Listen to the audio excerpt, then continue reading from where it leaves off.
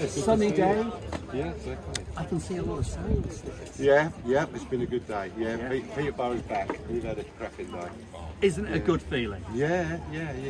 It feels like the old days, doesn't it? Yeah, today does. Yeah. So what are you selling a lot of? With the garden stuff's flying out, obviously, because we're coming up in the spring. So we've sold quite a few bits, big bits. Wonderful. Good money. So good. People are paying the money. And obviously you've got things here that people can't buy in a garden centre. No. If you want to get unique, if you want a special item, it's here. You just got to dig out for it. Exactly. But I think people love it. I think people love doing it. Yeah. Well, look around you. There's smiling faces everywhere. Yeah. And we've been chatting to people from all over the world who are coming into the fair today. I think it's the most people I've ever seen at a fair. Yeah. This fair. So I think we're back on track. And who do you find you're selling to? Is it local people or are they coming from distance? Well, a bit of each. Mainly people are coming over just picking up what they fancy, and like you say, can't get it in the garden centre, come here. Happy days. Yes. Right, keep selling. And good to see you. And you. I've seen you on the TV. I watch you on the TV. I bet at home you have a chest of drawers. Well, have you ever looked at your chest of drawers and wondered who invented the chest of drawers? Why was the chest of drawers invented? Well, let me show you the grandfather of your chest of drawers and every chest of drawers on the planet that has ever been made. This is a coffer, an ancient piece of furniture that's been around from at least medieval times, probably much earlier.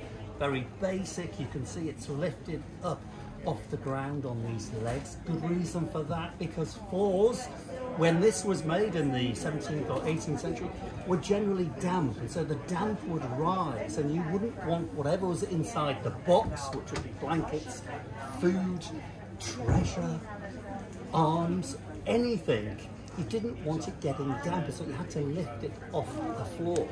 But later on, when floors became a bit drier, people looked at the coffer and looked at this space here and thought, that is a complete waste of space. Let's fill it with something. So they filled it with a drawer. Very practical, drawer on the base, big lift up lid. Then they called it a mule chest. And then some clever person came up with the great idea of filling the whole body with a flight of drawers rather than having a lift up lid. So now you have a chest with a flight of drawers, which soon became called a chest of drawers. Dan, great to see you. What a day! What a day!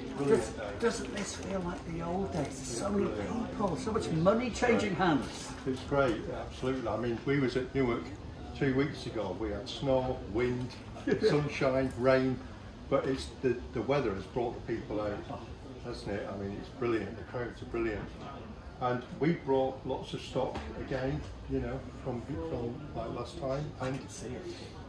What's selling right now? What's selling? Still lives are selling. Yeah. Landscapes are selling. I mean, to be honest, I could say everything's selling at the right price, isn't it? Really? Yeah. What is selling as well is, if we move over to, let's have a look down here, is this lady here is called Joan Warburton, and she was a pupil of the Benton End School, Cedric Morris. And what we're finding is that pupils of famous artists are rising in value. Okay. Quite considerably. Yeah. And they're going like hotcakes. And this is obviously 20th century. This is 20th century, it's modern British. Yeah, modern British is good news, isn't it? Yeah, absolutely. What sort of money are we talking about here then? These are about £500 each. Okay, for an original piece of art? For an original piece of art, which doesn't seem a lot, but it's, you know, the value is increasing all the time. And then you can go from one extreme to the other. I mean, look at this. Yeah, this is super traditional, isn't it? This is super traditional. I mean, is that really a David Cox? It really is. Wow. David Cox. What sort of money? That's about 1,200. Well, that's no money it's for no David money. Cox. No money at all. That's what we can sell it at. Okay, Absolutely. That's a good investment. It is. Now, this is interesting. I think that's a good investment at 1,200 quid. These are really chancy investments. Yeah. That's always going to be worth 1,200, 1,400, 1,500. Yeah. These things could take off, and that's the exciting prospect, that's isn't it? what I like. Yeah. I mean, I've said before, I buy studio collections Yes. of artists. I buy hundreds of pieces. I know you do. Then that's the chance of it. Yeah. You know, I mean, if I'm left with it, I'm not bothered. It doesn't matter. I love it. But what about when you wake up one morning and you've sold 500 of a certain artist, and suddenly overnight they've gone through the roof, they're making millions, and you, oh, how do you feel then? That's the danger, because when I first bought this lady, I sold a large pile of them for no money. Right. As you do at the start. Okay. And so these are the few pieces I've actually kept back. I think it's really interesting for people to know, actually, how they can come and spend 500 quid for a real decorative, original piece of art, and just wonder when they go to bed on a night, is that art increasing in value? They may just wake up one morning and their piece of 500 quid art is now $5 grand. It happens. It happens. If I could go back 50 years in time, anybody. Well, you weren't born 50 years ago. Exactly. You see? Oh, thank you, David. This business keeps you young. It does. It does. Absolutely. I'm only 22. Yeah, I think I'm 37. That's absolutely. Great to see you. Get selling. Keep selling. Thank you. Thanks, David.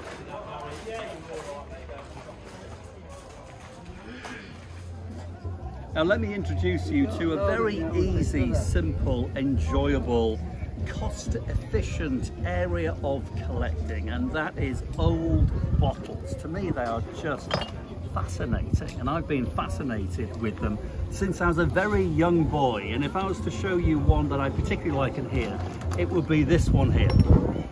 And the reason why I love this bottle, what's that say? I don't even know what it's for, probably a medicine bottle or maybe a sauce bottle actually, is the mud. I love the mud because it's been dug up, it's muddy, it's even got a bit of rust in there, so there's iron mixed in, it's been buried for a long time. And as a very young boy, I used to go to Victorian bottle dumps, they're probably still around, maybe Google them, there might be a local one, with a trowel and dig around and find what I found were pieces of treasure. And if you got yourself a full bottle from the 19th century, it just would blow my mind. And if you found one with a cork in it, it was amazing. So as a kid, I had a massive collection of bottles, some broken, some not. But they really do transport you back in time, and you can learn so much from these things, because you can pick up a bottle like that for £1 or so, go home, go online, research the shape. You will, in a matter of probably 10 minutes, be able to put a date on it, maybe even a manufacturer, and it's just such a thrill and a very easy place to start if you're looking to start a collection of old, interesting, antique objects. Old glass bottles, I just can't get enough of them.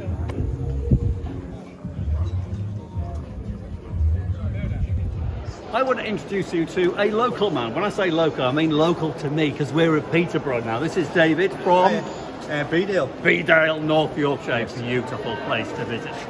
What are you doing so far south, David?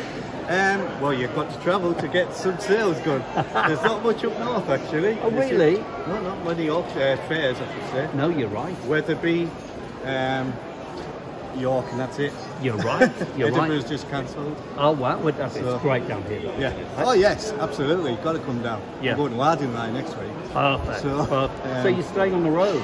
Oh yeah, we're pretty much. Yeah. Yeah. So Lardinline and brilliant, brilliant. Business good. It's not been bad. It's been ticking over nicely today. There's a lot of people out today as well. Loads of people. From what I've seen here before. So. Well, yes. I think it just feels like it used to be many years ago. When you come to a fair like this, it was bulging with people and deals going on. It is, yeah. It just dropped a bit, didn't it? Well, quite a lot, but it seems to be back again. Yeah. Yeah, we're starting to get back to it very well now. So it's coming on strong, and there's a lot of people asking stuff, and it's the first time out again and stuff like that. Nice. Yeah. So it's nice to see. And you've got some really interesting things, and I'm drawn to the elephant in the room, which is actually a crab, right? So tell me about that. It's Japanese, isn't it? Yes, Japanese. It's articulated. It's all segmented with bone. Every patch has been put on. The whole thing is, well, it's probably poker work, I would guess, on it, from it as well. And all carved detail underneath as well. It's absolutely remarkable. It's all original. It's survived. Yeah. So Meiji period, 1868, 1912. I'm thinking about that, Yeah, it's got to be. Absolutely, and it's fabulous. I mean, the workmanship, the craftsmanship, and it's bone, it's not ivory. Yes. I know we've got problems with ivory, and it was banned about a month ago, then they've extended it, but it will be completely banned very soon, literally totally illegal, but that's bone, so that's, you know. Keep away from ivory. Good, and sadly you have to these days, but that is absolutely remarkable. I'll lift him up and you can see. Go on. Oh, let's have a look at this. Very delicate. Wow. You can see, you can stand that way as well. It's absolutely magnificent. Yeah. Let us know what you think. I mean, does it make you feel a bit irky, or do you appreciate the craftsmanship? And that's what I appreciate. That's why it was nice. It doesn't matter what something is made from, bone, stone, wood, you've got to appreciate the craftsmanship. Quality of detail. How It much just is doesn't it? stop. I've got 800 on it. 800 quid. And I think it should be more. But So do you've I. got to turn over. So do I. You know, I think in the right place, in the right gallery somewhere, you get 3 times the money probably. But the thing is, that's the bonkers thing about the world of antiques. This is a fine piece of art. It is art, sculpture. And people have said to me so many times, they must have said to you, David, I like the idea of antiques, but I can't afford them. And it's just bonkers. Because you can afford antiques much easier than buying something mass-produced, and there you have it. I mean, I had somebody come round earlier who were asking, thinking about buying Lalique. I says, well, I've got an old piece and a new piece. I says, they're not too different in price. Go for the old if you're ever going to buy. Yes. Not the new. The old has got all the quality to it. It's true. Yes. And they weren't made in such big numbers. No. Lalique, very good quality, but the older pieces are better. Shall I give a quick top tip to anybody who has a piece of Lalique at home? If you've got a bit of Lalique and it looks a little bit like this, that opaque glass, it will be signed. And it's either going to be signed Lalique or R. Lalique. And if it's R. Lalique, as David will know, it was made when René Lalique, the founder of Lalique, was living. He died in 1945. And they stopped adding the R to the signature after 1945. So a quick rule of thumb. This business is great for rules of thumb. Rule of thumb, if your Lalique says R. Lalique, it was made pre-1945. So what is that one? That one's around 1930. It's our Lalique. I've had to put the sticker in so you can see where the actual signature is. There you go. Just in the middle there. But some of the early ones have put signatures everywhere.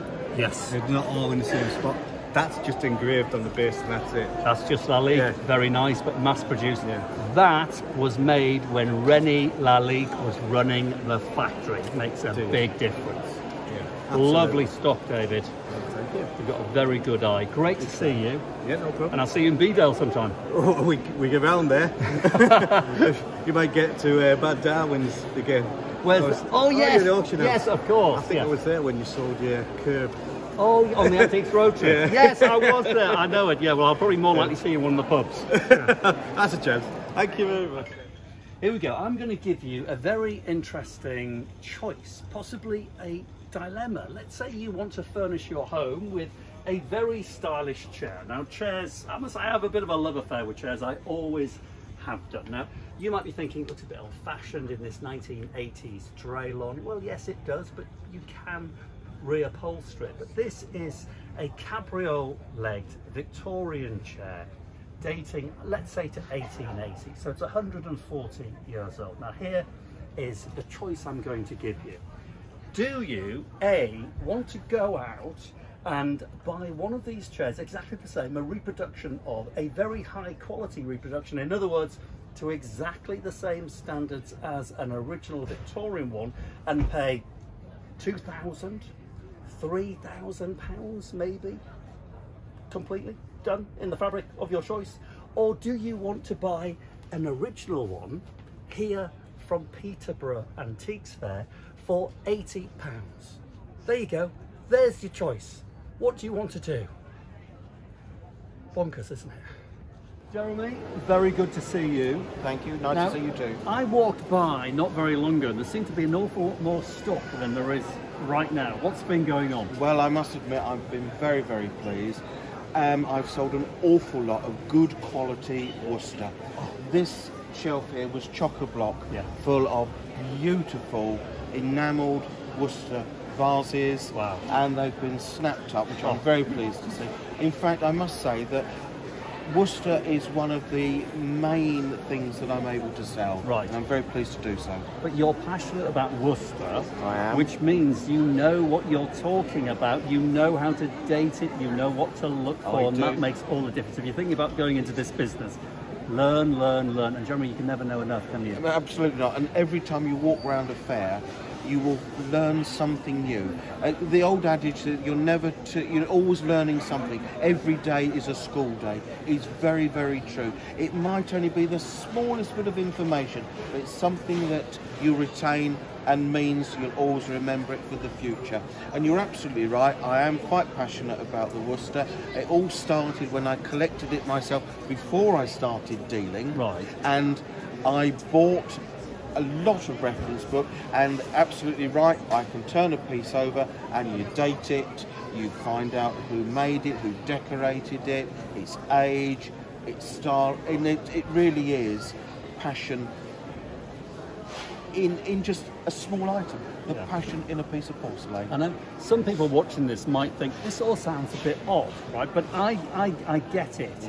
There's something very satisfying about especially old books, reference books, which you can buy really cheaply. You can. Buying a piece and taking it home, and everybody else is watching TV, and you sat there on the sofa and you're researching and you're learning. And I love your attitude because you're a proper expert. And let me tell you, I've met a lot of people in this business, and the best experts have this attitude, like Jeremy, always learning. Those that seem to think they know it all, Jeremy, don't know nearly enough, do they? It's all about soaking up information, and it would take 1,000 years to know it all. It would, and you'll never know it all. Never. But as long as you keep an open mind and you're asking the questions, pick up the pieces, turn them over. Yeah. What does this mean? That's right. When you go around an antique fair, there will always be somebody at a stall. You can pick a piece up and they will be delighted to tell you a little bit about what they know.